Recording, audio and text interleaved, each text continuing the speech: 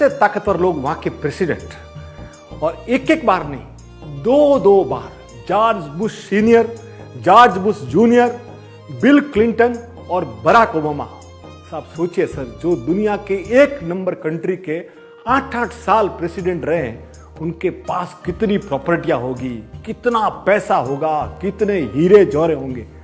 पर आप सुन के ताज्जुब करेंगे सर, 2018 में जॉर्ज बुश सीनियर जब उनकी देहांत होता है तो उनके पास उनके पेंशन के अलावा कुछ नहीं था सर। और जॉर्ज बुश जूनियर, वो आज भी 2016 के मॉडल की गाड़ी चलाते हैं, और वो और उनकी पत्नी दोनों एक कंपनी में साधारण सी नौकरी कर रहे हैं सर। और बिल क्लिंटन के बारे में तो आपने न्यूज़पेपर में सुना ही होगा, उनकी स्थिति बड़ी दयनीय है, बीच में तो उनकी हालत बड़ी खस्ता थी।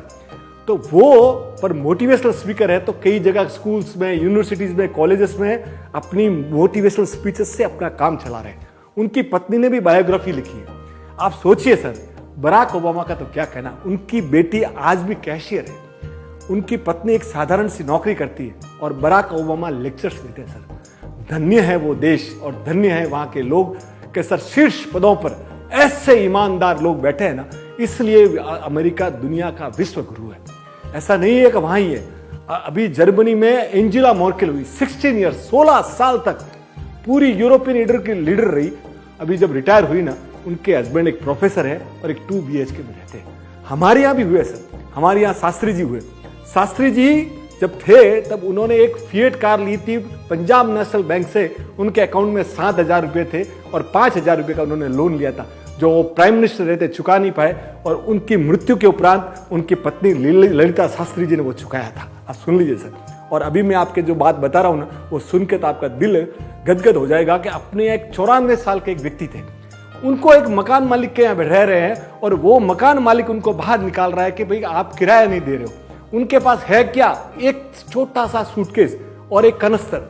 वहां पब्लिक इकट्ठा हो जाती है, पब्लिक बोलती है बुजुर्ग आदमी है, थोड़ा रहने दो, बुजुर्ग आदमी बोलते हैं मेरे को टाइम दो।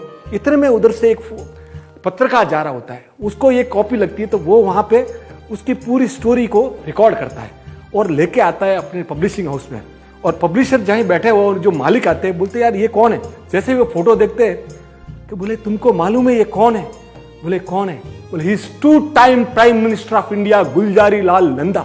वो चौंक जाता है, बोले इट इज एक। और सेकेंड डे जब न्यूज़पेपर में छपता है कि हमारे 2 टाइम के प्राइम मिनिस्टर आज किराए के मकान में रह रहे हैं और खस्ता हालत है, तब पूरा कारवां जाता है। पर तब भी वो गांधीवादी विचारधारा के उन्होंने बोला मुझे कुछ नहीं चाहिए, उन्होंने कुछ नहीं लिया। हम लोगों ने उनको मरणोपरांत भारत रत्न दिया। पर सर हमारे यहाँ भी ऐसे ऐसे ईमानदार लोग खूब हुए। तो साहब, जिस देश को भी अगर विश्व गुरु बनना है, उनके सर्वोच्च पदों पर जो भी लोग बैठते हैं ना, उनको निहायत ईमानदार होना पड़ेगा। जय हिंद। Thank you sir.